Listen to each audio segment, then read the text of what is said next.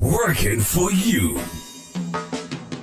A weekly talk radio program which highlights developments of national interest and the activities of your St. Kitts Nevis government. Join host Lesroy Williams as he presents news, views, reports, and interviews about everything regarding the activities of the Team Unity government and the building of our communities and the development of St. Kitts Nevis. Tune in and call in to interact with your government and share your views regarding the upward forward development of your community and our beautiful Twin Island Federation. Working for You is weekly, every Wednesday live from 1:30 p.m. to 3 p.m. on ZIZ Radio, Win FM, and Sugar City FM with rebroadcast on participating stations. Working for You. Good afternoon, and welcome to another edition of Working for You, the weekly radio program where the people of St. Kitts and Nevis can interact and be informed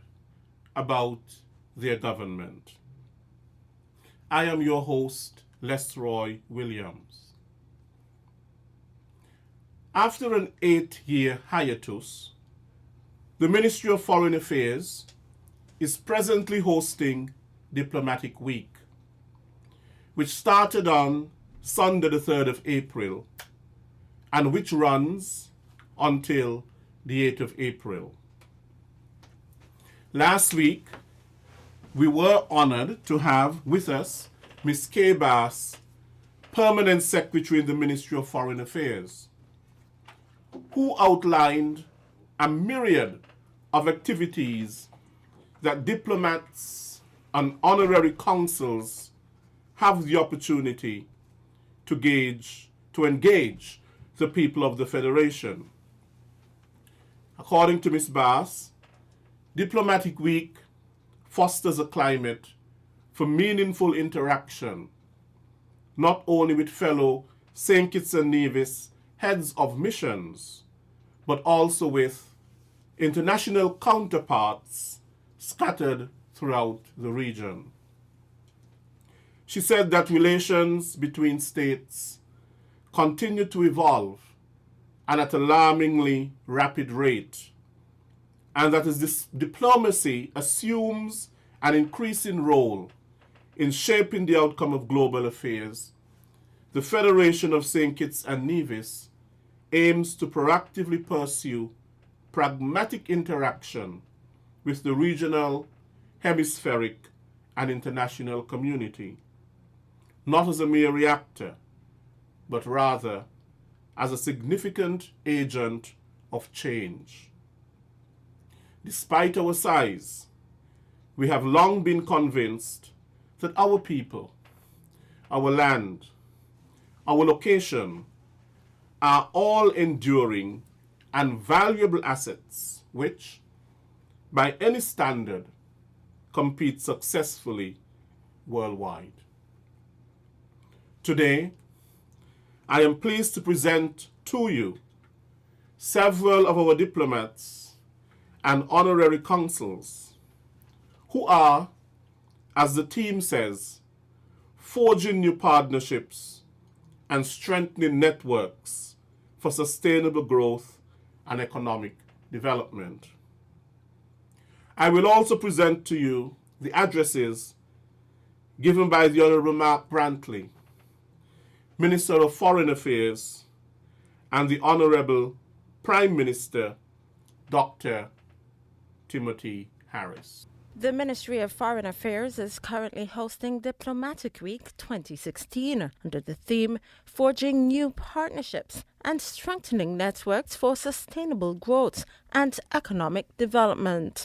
Some highlights of the week included a roundtable discussion with students from both St. Kitts and Nevis, a media interface, opening ceremony at the Marriott, a local exhibition, and a tour of development projects and historical sites on both islands. Here's an introduction of the ambassadors and honorary consuls who represent the Federation of St. Kitts and Nevis. Good afternoon to all.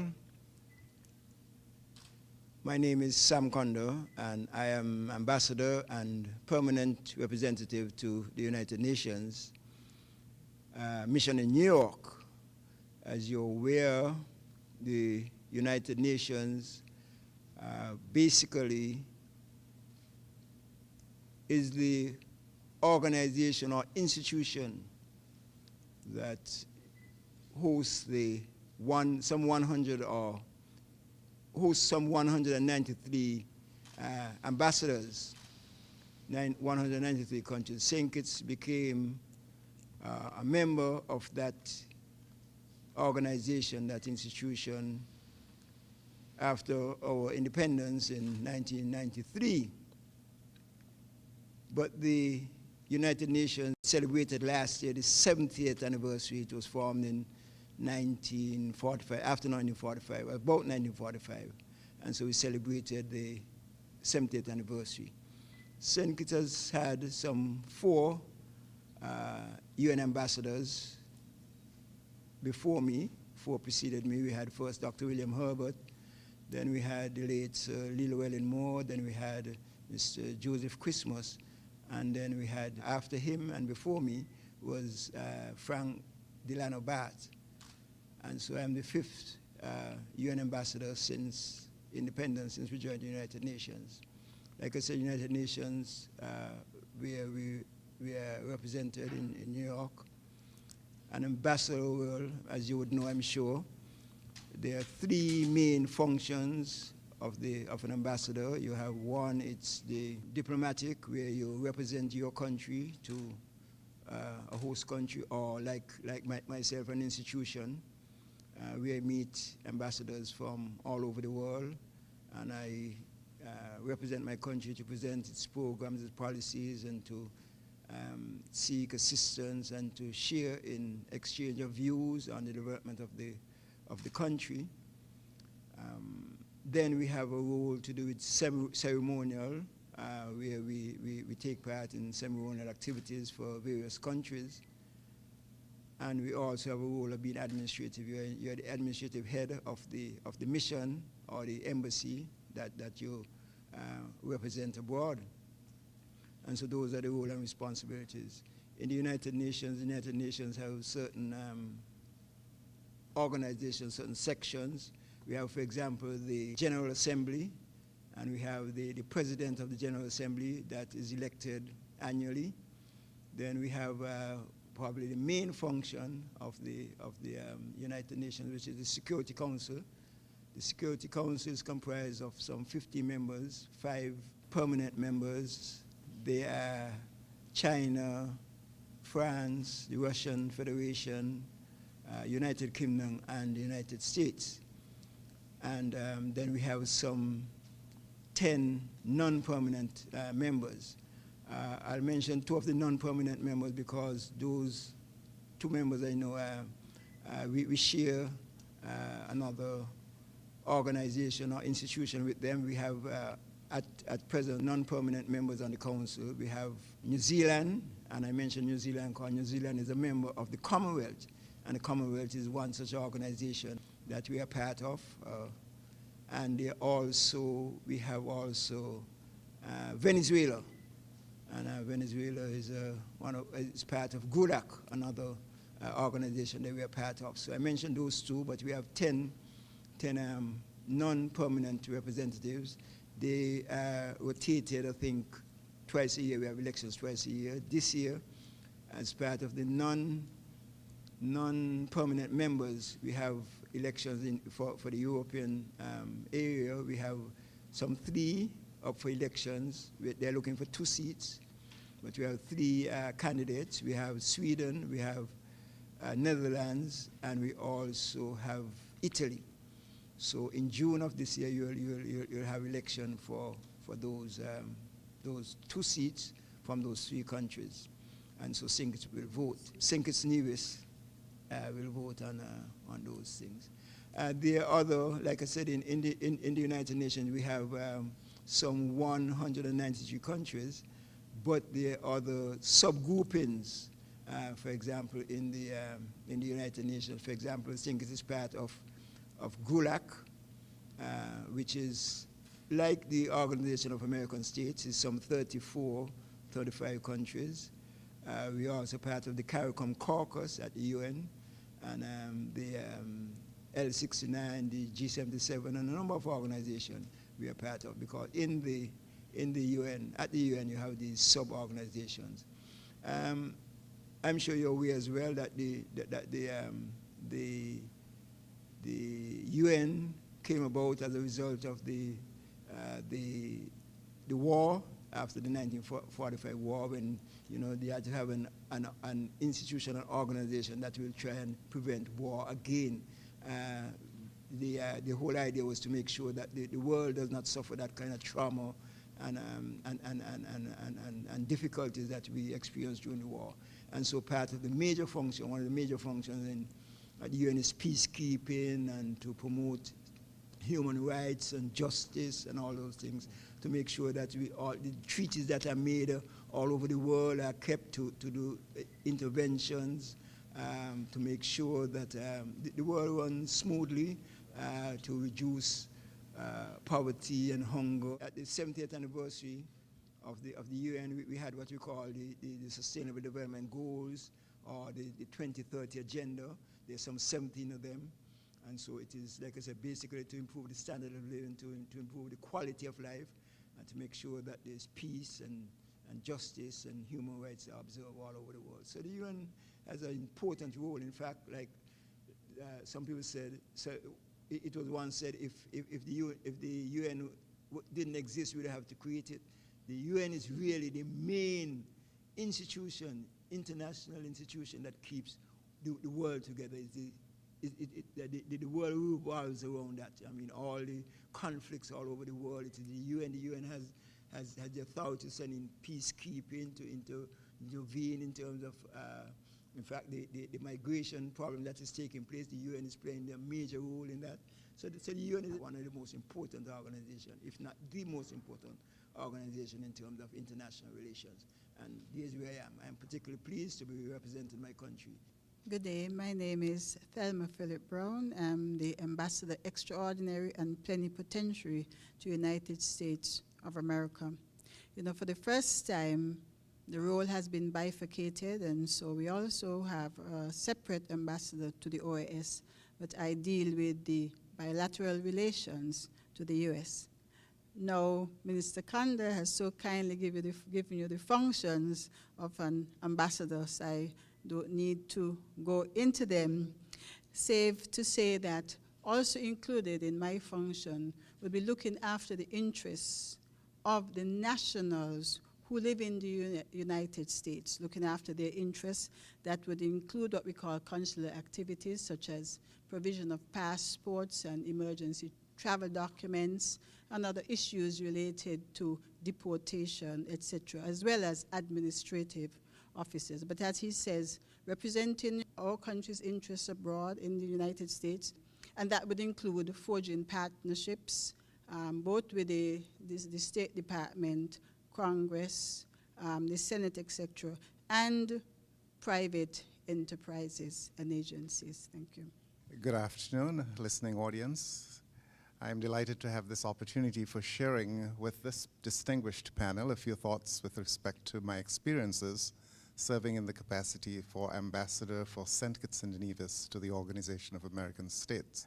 I have been involved very much with a number of aspects, in particular factors that affect the economic development of St. Kitts and Nevis, and to the extent possible I've attempted to draw on my experiences in the economics area to carefully evaluate the economic practices and policies across the 35-member OAS region, and have prepared an economic analysis under the prompting of the Ministry of Finance to make an appraisal as to the countries that are perhaps best suited for St. Kitts and Nevis to expand its footprint. That study essentially has taken a look at the performance level with respect to the economic growth of St. Kitts and Nevis relative to other member states. And it turns out that we've done quite well. In fact, we're at the head of the class with respect to the growth rate of St. Kitts and Nevis compared with other member states of the OAS region. We are also performing very well with respect to per capita exports. Once adjusted for population size, we have done particularly well with respect to increasing our level of exports. We've also had very strong net inflows of capital. Despite the decline in economic activity, our share of net inflows of capital relative to GDP has been very strong. So we have done, by that assessment, we have really done quite well. The one area that I think raises some concern is our ability to raise our standard of productivity and efficiency in St. Kitts and Nevis. And that is an issue that QC Charles Wilkin has spoken a great deal about. One of the things that I have done is to work closely with the administration in introducing or trying to motivate the passage of legislation or passage of action that would lead to a pay-for-performance or an incentive-based compensation program. And I was very pleased at the end of the performance year last year that our Prime Minister introduced in the budget, the year-end budget, a plan to introduce executive compensation, not executive compensation, but incentive-based compensation to be effective for the civil service, hopefully this year. That, of course, has yet to be followed up on, but it's certainly one of the things that I'd like to see accomplished. The study that I did then was very important for me in presenting a seminar, if you will, or presenting the keynote address in this very room to the Caribbean Association of Bankers, in which I took a very good look at the performance of the banking industry across the region and presented this at the Caribbean Association of Banks major conference that was held in this very room in November of last year. And that was received quite well. And it also provides a basis for determining which of the countries would be most important for us as we plan to expand our reach. It turns out that Mexico is very, very important to us. Perhaps quite a few people don't think that's the case, but Mexico has done extraordinarily well. The economy there has done quite well, and it's about the 8th largest economy in the world, and that certainly is a good candidate. As we look forward, given the obstacles that has been strewn in our path with respect to correspondent banking and others, as we look towards other outlets or other possibilities, Mexico should certainly be included among. And the study that I did actually provides a sound basis for making that determination. I should also point out, too, that we're also buffeted by the issues related to correspondent banking and the collapse in the retraction of a number of our large commercial banks in providing correspondent banking services to a number of banks in St. Kitts and Nevis and in other parts of the region. That is going to be very important because those funds have to be channeled through a bank in New York. Well, that bank in New York is referred to as a correspondent bank, and there are plans afoot for limiting access of those funds or denying them the opportunities for providing those services, and that's going to have a devastating effect not only with respect to us, but right across the entire region, and in particular Mexico, which has a very, very high volume of remittances. So that's an issue that is very much on our mind. Related to that is the issue of tax haven legislation. Most recently, we've had the issues related to Colorado and certainly the DC government.